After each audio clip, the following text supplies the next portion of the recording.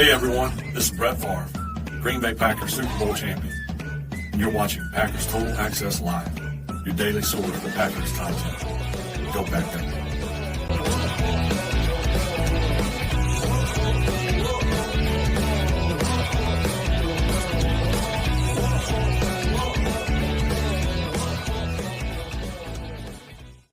What's up, guys? Welcome into Packers Total Access. My name is Clayton. You can check us out on Packernet.com. Find me on Twitter at Packers_access. Join alongside Jacob in Wisconsin, here to talk Packers on this crispy, cool morning down here in Tennessee. We're down at about in the upper 30s, lower 40s, man. Got a little fire burning, bro. It's lovely. You guys are actually warmer up there right now than we are here, I believe, Jacob. Is that right?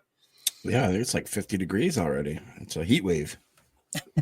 Real nice. Exactly. Yeah, 52. I'll take it. Yeah. Looking at the weather, too, the weather forecast for the draft, man, it's looking good.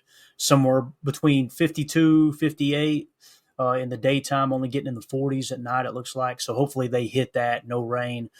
Slight chance of rain right now, so hopefully that does hold off so we can have some fun at the draft. But we got a bunch of topics lined up for this morning. We got a couple questions in the Patreon group. Hopefully everybody's doing well out there. We appreciate y'all making us a part of your Sunday morning here on this glorious April the 13th. Let's jump into some questions real quick, Jacob. Andy Monday in the Patreon group. And again, this is just a perk of being in the Patreon group. You can get your questions read on the air.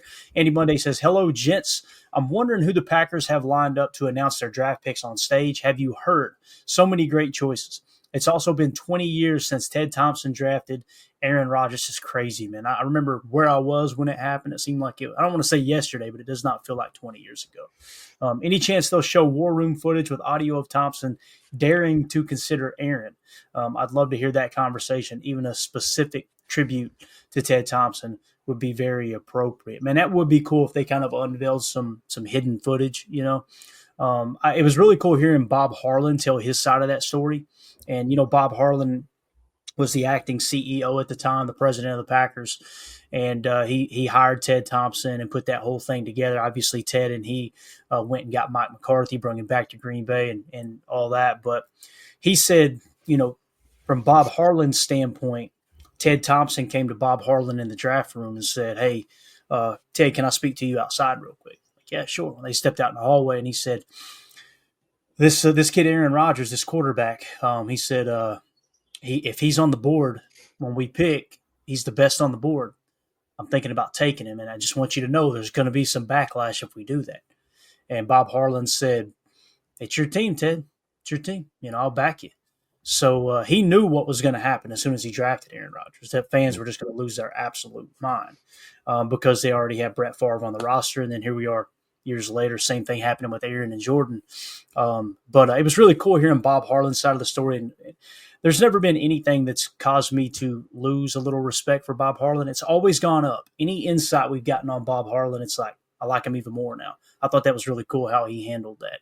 But I remember where I was in Knoxville, Tennessee when it happened. Jacob, what did you think when they drafted Aaron Rodgers at the time? Do you remember it? I do. I was at the Menominee Dunn County fishing game at the at a raffle that my grandfather works at every year, and I remember when it came through and I saw the pick on the TV. It was in the basement where we had this, like, it's old, basically like a DAV type building, and I was just like, I was shocked. I was the whole. You could hear a pin drop because it's, you know, it's in middle Wisconsin, a bunch of old, you know, guys that think that they're basically it's the epitome of, you know, you got Brett Favre's going to take you to the Super Bowl or whatever the case was. You know, it was that group of guys all sitting there being like, Rodgers, are you kidding me? What just happened? But man, I obviously was wrong, and I think that is something we should all remember when draft day comes and there's a name that pops up and we're like, oh, what the hell? It's just give it time, give it a little time. I don't know if you guys got to listen. Have you listened to Ryan's pod from this morning yet? Not this morning, no. Man, I tell you what, it's almost lines up perfectly with kind of the intro here, because he talks about he found some sort of article or some sort of guy that went in, used some sort of metric, and found out who the worst drafting GMs were of the last 10 years, or team, I should say. And it would surprise all of you. I didn't get to hear the whole episode, but I made it to pick 12 where the Packers were. So the 12th. That's not too bad. And some of the teams that were gone before us were the Bengals, the Eagles, the Bills, all these teams that people say are so great and everything. And people love to hate on the Packers. And I think the Packer fans love to hate on the Packers. And I'd listen to that episode to get a little bit of humble pie and understand that we're not even in the back half of the league as far as drafting goes. So we were 12th best at drafting. Is that right? Correct. Okay. Good stuff, man. Yeah, it's when you talk about the best player on the board, that's exactly what, how many times have we showed a mock draft on Twitter and somebody said, if they go corner in the first, you're crazy, or if they go tackle in the first, you're crazy. I'm going, y'all have no clue how this works, do you? Like, you can't dictate who's the best player available. You can't do that. Like, the board tells you who the best player available is. And if you've got a cluster and it's corner, edge, D tackle, whatever, and you've got a need, yeah, I'm with you. But to just pretend like, oh, there's no way that said position would be the best player available on the board is just crazy. And imagine if they had passed up on Aaron Rodgers. I firmly believe you would not have that Super Bowl in 2010. And, the franchise could have slipped backwards. It could have. And I remember the night before the draft, Aaron was supposed to be the number one pick in the draft. Many people forgot that. And then once he doesn't go to the first spot, and then a couple teams don't need a quarterback, and he drops a little bit, then teams start going, I wonder why aren't anybody else taking him? Why did nobody trade up and get him? And now he starts to slide. So that could happen on draft night as well, man. That's why I'm not rolling out a quarterback this year, man. If pick 23 comes, and I'm going to get some flack for this, and I could give a rat's ass. If pick 23 comes and Brian Gutekunst's best quarterback in the draft falls to him at 23, he's going to run the card up there and take that quarterback. That's from the old school thinking of Ron Wolf too. They said they had a rule. They want to draft a quarterback every single year. Not with the first round pick necessarily, but like, hey, we need to add a quarterback that we like at whatever pick it is, that it makes sense, because it's that valuable. It really is, man. So, isn't there a saying too? It's like the best time to draft a quarterback is when you don't need one. Absolutely, man. Yeah. Could you imagine if Jordan had been thrust into a starting spot his second year in the league? We probably would have ran him off the team by now. But like, this guy's a bust. And in many cases, quarterback busts are that exact situation where a quarterback is thrust into the spotlight right off the bat and he's not ready. That's the best thing to do is to let them sit. Now, they've got to be sitting behind somebody who knows what the heck they're doing and knows how to be a professional.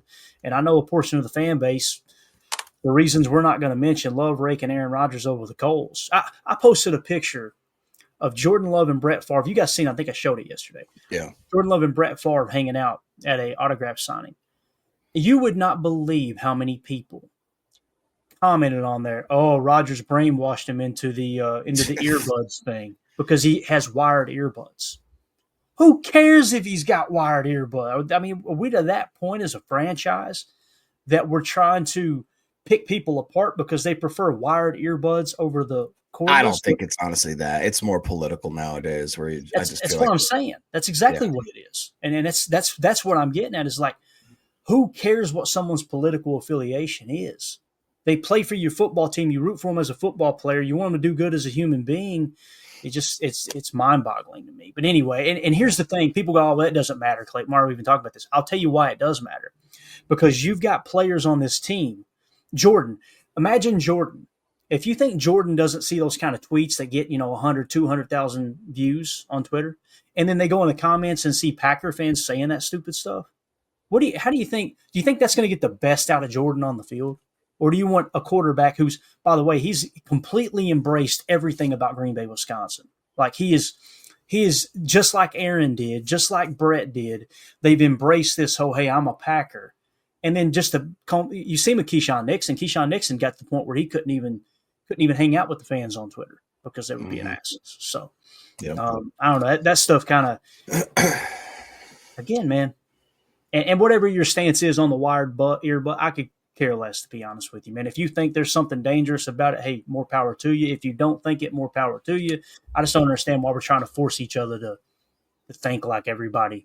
Let's all get in line and think the same thing, and we can't disagree on anything. And that stuff drives me nuts, man. So anyway, let's see what Prince says here real quick. Unpopular take. See if the Saints will will give a top 100 pick for Willis, then draft the quarterback by the 3rd round, maybe a Jalen Milroe. Boys, you know how I feel about Jalen Milroe. I don't think Milroe's going to last till the 3rd.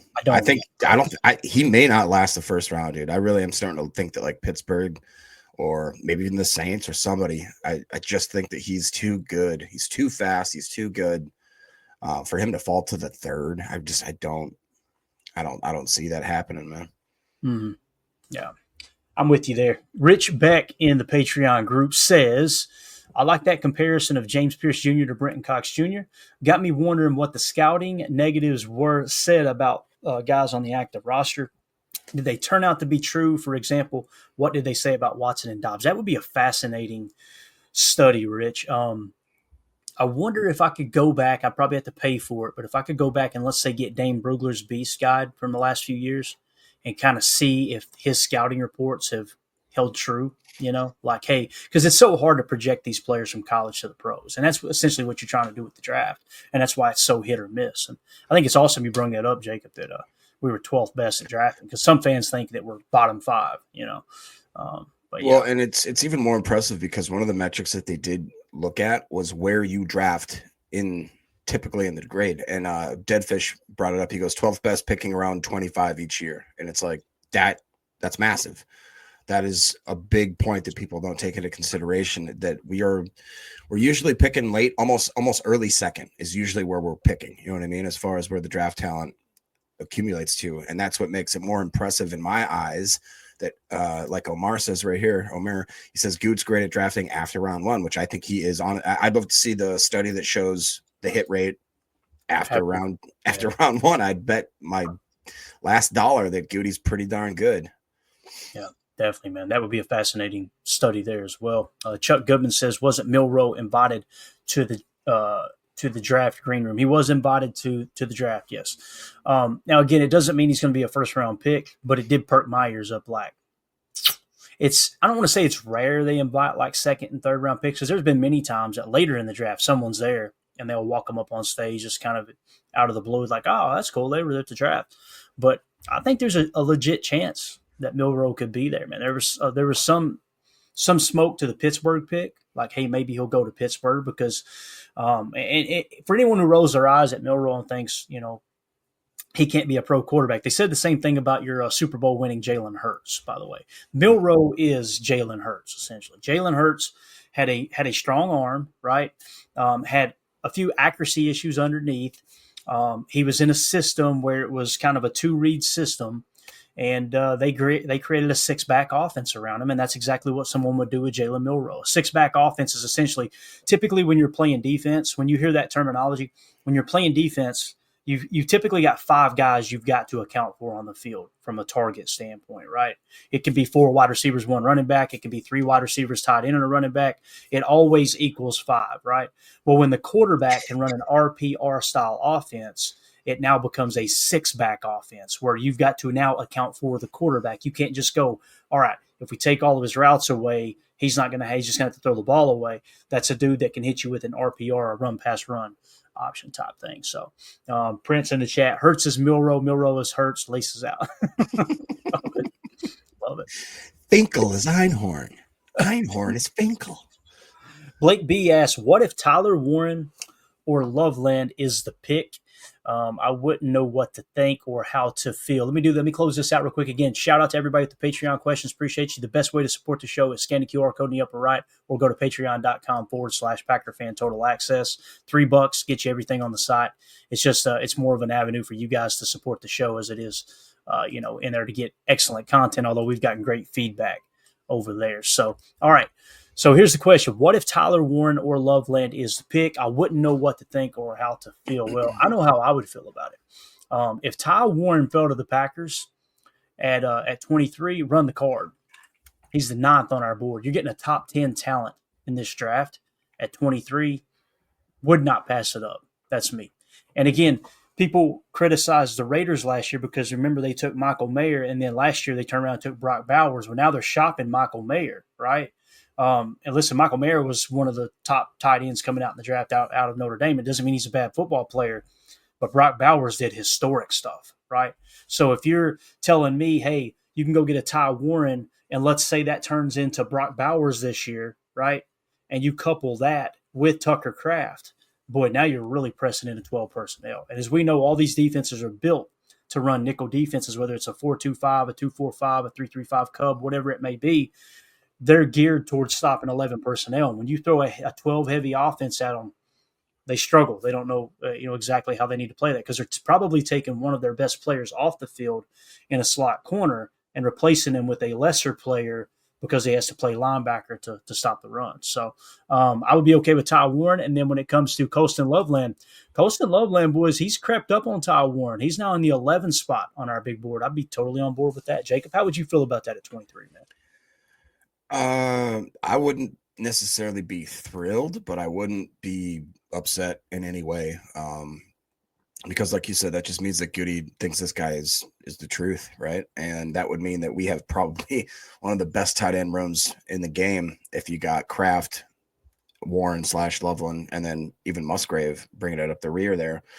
It doesn't feel like a position of need, but like you said, if it's the best player available, well, I don't feel like you can argue with that. And we always talk about injuries happen, and as you just mentioned, 12 personnel would be pretty freaking cool, especially just the way that this team has kind of evolved. I never thought we'd be a bruising running team again, like we were kind of last year. And if we are kind of shifting the fact that we want to have maybe more, some bigger offensive linemen, maybe more road grader types, and that we want to actually try to move some bodies in that trench area, who knows, maybe adding another tight end is actually something that we could see. And I don't know, who would you consider the best blocker out of Warren and Loveland? Is that a difference breaker? We have to do a deep dive. I haven't spent a whole lot of time on him. In terms of the better player, though, even though Ty Warren is higher than Colston Loveland, it felt like Greg Cosell liked Colston Loveland better than Ty Warren. So keep that in mind.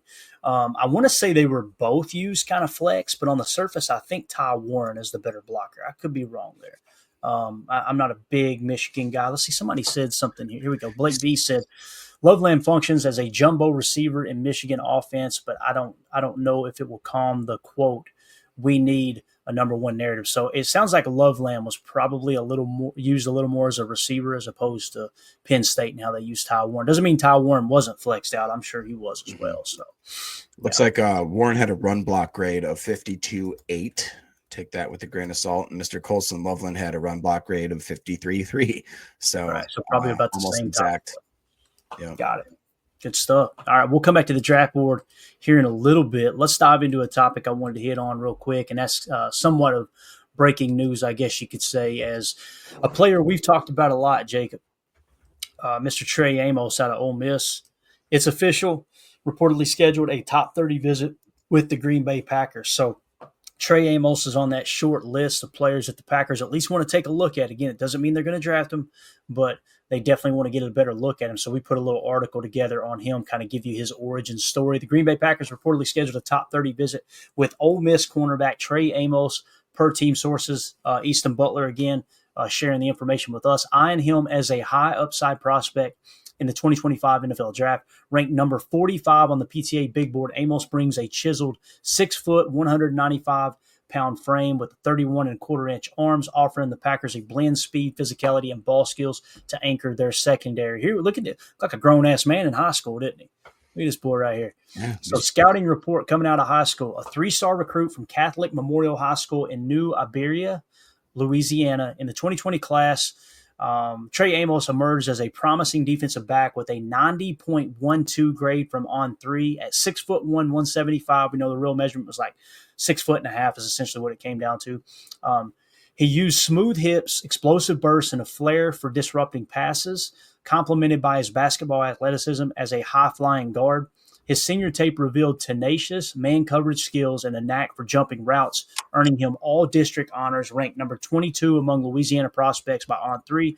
Amos picked Louisiana Lafayette over offers from Arkansas, Baylor, and Mississippi State, viewed as a raw talent with NFL upside. So just let me give you this college background, then we'll go to the PFF grades real quick. Amos's 5-year journey across Louisiana Lafayette from 2020 to 2022, Alabama in 23, then Ole Miss in 24, showcases steady growth and impact. In 2020, he played in 11 games at Louisiana Lafayette, recording 10 tackles and 1 interception. In 2021, he appeared in 14 games, tallying 14 tackles, 5 pass breakups, and 1 forced fumble. In 2022, he played in 11 games, posting 36 tackles, 8 pass breakups.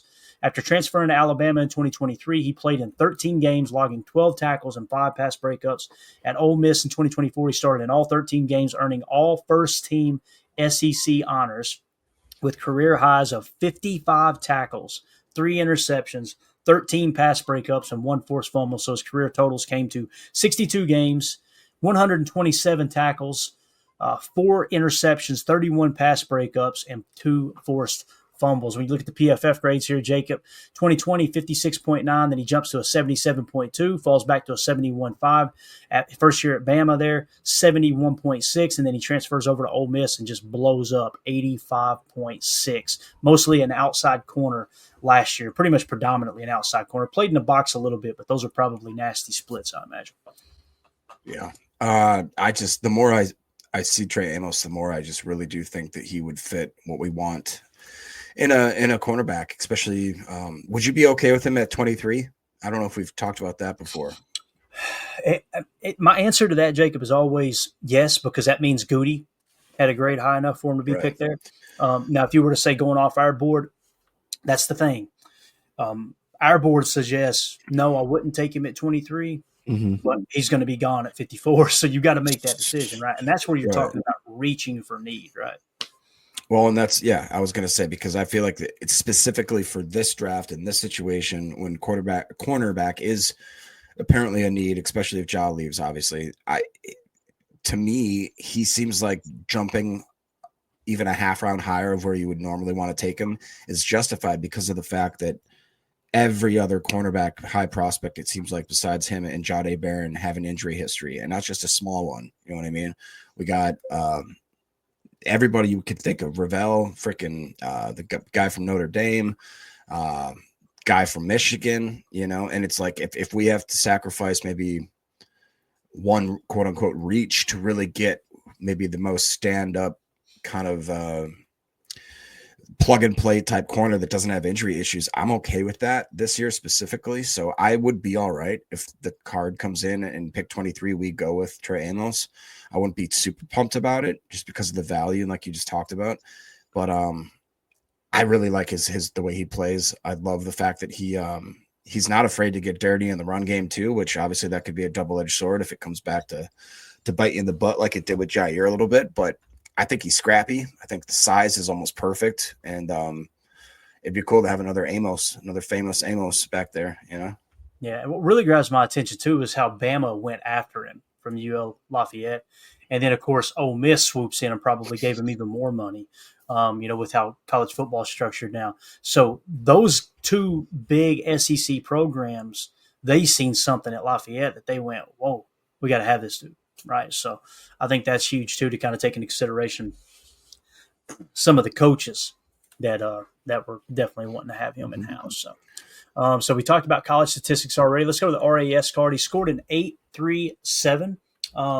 By the way, that comment there, J. Cole, I would love to trade back into the first to get him. If you trade up to, say, 32, 31 to get back in the first round to grab him, if you were to do that, Jacob, that makes it a little more palatable, seeing that he's number 45 on our board. But I think I would like it to pick 44, trade up. It'll never happen, right? Perfect like that. But that's kind of the perfect scenario, is like get him as close to that 45 spot as you can, so you're giving up less draft capital. Just wanted to hit that real quick. RAS card 8.37, so he came in at 6 foot. Like I said, a little over 6 foot and a half inch. His weight was 195. We know the Packers, I think that right around 190, 193 is kind of the cutoff there. Doesn't mean they won't draft one, but that's what they like. Bench press, 13 reps. Vertical jump, 32 and a half inches. That's where he struggled there with that vertical. Broad jump, however, shows plenty of explosion at 10.06. 8.50 was the score. His 40-yard dash, pretty sweet, man, 4.43. I mean, you're closing in on 4.3 speed there. 20-yard split, 2.57. 10-yard split, 1.53. Shuttle, 4.36 is where he struggled there, so he did not run the 3 cone. So what you got is a guy with really good burst, between the broad jump and the 10-yard split. Seems to struggle a little bit with the agility, but he's definitely one of those outside corners as opposed to a slot corner. So he probably played a little slot at some stops, I'm sure, and it may be mentioned in here. But again, the detailed scouting report at the combine, Amos measuring in at 6 foot 195, 31 and a quarter arms, 4'4", 340, leaping 10'6", broad jump, standout marks for a corner. His 2024 Ole Miss tape highlights a press man specialist who leverages his length to reroute receivers with his speed to shadow downfield. That kind of checks out with the RAS there. Aligning with Green Bay's physical defensive approach. He's instinctive in zone with quick hands to snatch interceptions or swat passes, though he can occasionally over-pursue against quick boundary routes. His tape suggests fluid change of direction. So when the tape suggests that, it makes you feel a little bit better about the composite agility grade, obviously. Let's see. Fluid change of direction, projecting him as a premium talent built for outside corner duties. All right, injury and character concerns. Amos has proven durable, suiting up for 62 games over 5 seasons with no significant injuries reported. He played through minor bumps during his Louisiana Lafayette days, missing no games, and showed resilience in 2024 at Ole Miss, starting every game despite the SEC's physical toll. Off the field, Amos is a respected teammate, adaptable across 3 programs, coachable and driven, a multi-sport high school athlete, basketball, track. He brings a competitive edge with 0 off-field issues, earning high marks from coaches for his leadership and work ethic.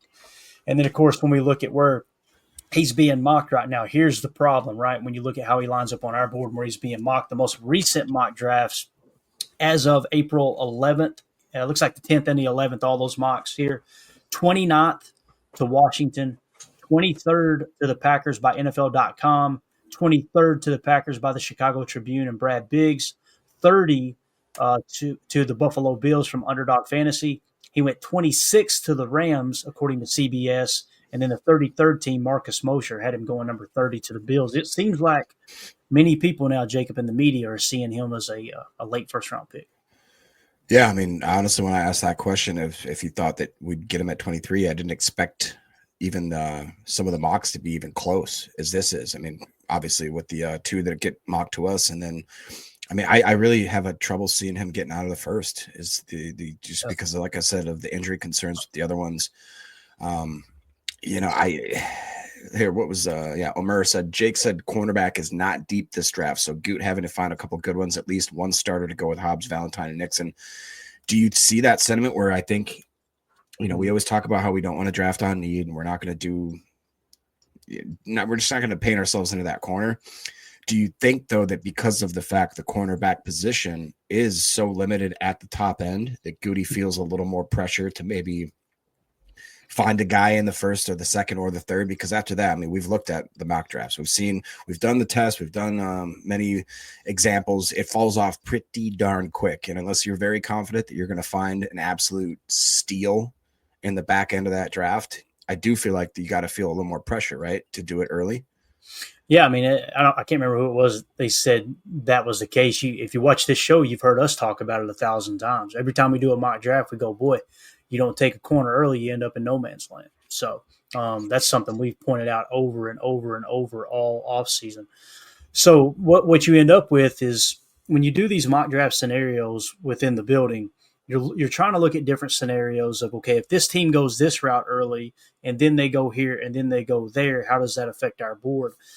What you find yourself when you create the horizontal board, and I taught myself out of doing a horizontal board this year because I can't put the whole thing on the screen. That makes it you guys won't really be able to appreciate how a horizontal board truly speaks to you. But when you look up at the horizontal board and you got these clusters and tiers, and you only see maybe 2 corners in this, and then at D tackle you'll have 6 players, at edge you'll have 7 players, at wide receiver you might have 4. What it tells the GM is, boy, if we don't go corner early, if one of those guys are on the board when we pick, then it's going to be a while before we can justify taking one. And that's where you end up in no man's land. You don't end up taking one. But again, the Jair situation comes into play. So, some people would look at it as a reach, right? That's why I was on Jade Barron. That's why I'm still on Savone Rebel. Savone Rebel, guys, that dude, to me, he checks all the boxes. and it sounds like he's healthy. No one's concerned with the injury. He's been in for a top 30 visit. We're going to do a write-up on our top 30 visits to the cornerback position. If he's sitting there at 23, to me, he makes more sense than Trey Amos. But if Savon Rebel is gone and Trey Amos is the next best corner on your board, that's where you find yourself in that situation where, crap, do I need to trade down? And make it more worth it here. All good in the chat says, how can I access the board? If you scan that QR code in the upper right, that'll send you to our Patreon page. For $3, it's, people can do more. There's other people that are donating, more, like Solder signed up for a year and did the $10 tier. There's no extra perks of the $10 tier. It's just if you want to support the show more. But for $3, what it'll get you is access to the board and everything on the site. So if you go to the chats, I actually posted a link on Twitter just now. In the chat section, once you're a member in there, you're going to see draft board link, and Emilio's been keeping that up to date. So you just click in there, and it'll send you right to the spreadsheet and everything that we got in the draft board. That's how you access it. So thank you. I will say that Ryan did have a segment on his podcast this morning where he highlighted Savon Rebel, and someone else did like a write-up about him and actually had like a cut with some footage and some stuff from him as a high school player, and kind of highlighted how he's had to deal with adversity throughout his career. However, it did highlight, in Ryan's eyes, it kind of took him off of the board for him because he's said that the guy's been dealing with injuries all throughout high school, got to college, kind of had a iffy situation, ended up not transferring when he had the opportunity, had one good year, then tears the ACL. So now he's saying that he's a little bit more of a cautious, hazardous type of prospect for him, whereas before he was kind of, like you said, more intrigued by him. But now it feels like Ryan's backed off. Now I'm kind of like somewhere in between. Sorry, my dog's squeaking toys. You're good. I don't know what to think about Ravel because I love the size. I love that 1 year, but when I look back, it's like, yeah, he had 1 year really where he showed that he could do it, where it was at a smaller school again against whatever type of competition you want to, I just, the cornerback room scares the crap out of me this year, dude. It really does. Not our room. I'm saying the draft. Like, it just, other than Jade Barron and the guy we just talked about, I feel like I'm hesitant on almost every single one of them. Mm-hmm. So if we look at the cornerback room here early, and let me just say this, like it's there's no right way of thinking about the draft. Everybody looks at it different. The way Ryan looks at it probably way different than me. When I look at the draft, I put in as much information into our board as I can to say, okay, here's the groupings. Here's how these players. If you think PFF is all that, there's an element in there. If you think Dane Brugler's all that, there's an element in there. If you think Greg Cosell is all that, there's an element. RAS. Daniel Jeremiah, I love when people bash Daniel Jeremiah like he don't know what he's talking about. And I'm like, boys, this dude was a college quarterback at Appy State, and he was an NFL scout. He's been in the room making decisions on NFL drafts, and some draft Nick, sitting in their mom's basement is going to pretend like Daniel Jeremiah doesn't know what he's talking about. That just blows my mind. The level of ego that takes is, it really is mind-boggling. But anyway, so why do I like Savon Rebel? What am I basing it off of? Everything that we've got here on our board, right? When you look at Savon Rebel, and he's a little bit lower on our board at the moment. We got him in the 26th spot, okay? The Packers thought enough of him to meet with him at the East-West Shrine Bowl, okay? He meets the athletic threshold. The Packers had him in-house for a top 30 visit, so obviously they're seeing something in him, right? PFF in 23 was 67th best at his position, so he had a solid year, really good year in 23. 2024, he jumps all the way to 31st. There's a red box because of the injury, of course. I'm not seeing any other red boxes. We may have overlooked him getting hurt in college before that. But they said he was already running over 20 miles an hour a month ago on the treadmill. So that's already starting to check out. If the Packers had him in-house and looked at that knee and said, nope, he's good to go, as strong as it's ever been, then that checks the box. PFF Big Board at the end of the college football season had him 30th in the league or in the country. The consensus Big Board had him all the way up to 24, higher than he is on our board at the end of the season. Daniel Jeremiah has him at 46. Kyle Krabs had him at 7. Dane Brugler had him at 32. And Greg Cosell said he's the best press man. He said this guy may be the best press corner in the entire draft this year, is what he said. So when I look at all that information and I go, would I take him at 23? The answer is hell yes, I would take him at 23. Now, if you told me we don't know about the injury, it may resurface or whatever, you got to be hesitant. Goody may have taken him off his board, Jake. They may have gotten a look at that knee and went, I don't like this, And some of the athletic testing they did in-house, maybe they did some stress tests on the ankles and whatever, that we'll never have information on that. But that's how I look at the draft as opposed to how others do. I'm not saying my way is right. It's just that's the filter I run everything through. I don't watch the tape and go, I know how to break down tape. Let me tell you, this guy's the real deal. I don't do that. I just don't. I'm not confident enough in my ability to identify a good football player to do that. But